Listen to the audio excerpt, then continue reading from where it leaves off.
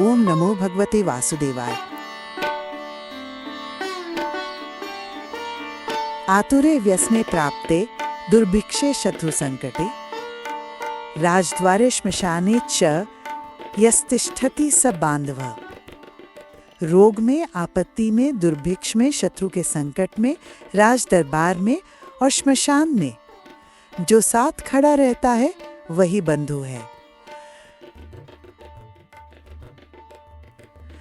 जीवन में अनेक प्रकार की परिस्थितियां आती हैं जिनमें मनुष्य की परीक्षा होती है, विशेषकर उसके संबंधों की। सामान्यतः जब परिस्थितियां अनुकूल होती हैं तब साथ देने वाले बहुत मिलते हैं, परंतु जब जीवन में संकट आता है तब वास्तविकता सामने आती है। इस श्लोक में 6 प्रकार की विषम परिस्थितियां गिनाई गई हैं।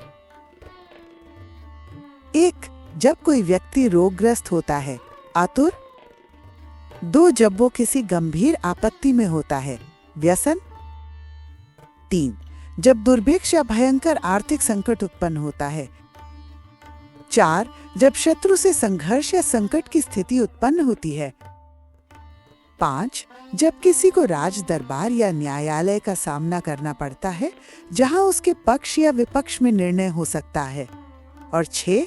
जब मृत्यु का समय आता है और श्मशान तक जाना पड़ता है।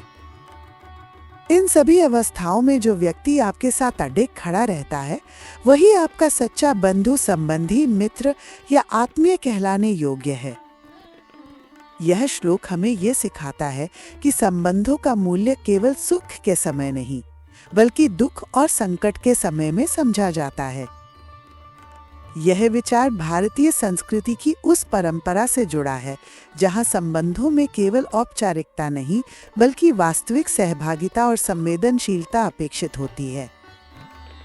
वर्तमान सामाजिक परिवेश में जब रिश्तों की स्थायित्व और गहराई घटती जा रही है तब ये श्लोक हमें संबंधों की वास्तविक कसौटी की याद दिलाता है। केवल वे लोग जो संकट के समय आपका साथ न छोड़ें, चाहे वो शारीरिक, मानसिक, सामाजिक या आर्थिक संकट हो, वही आपके अपने हैं।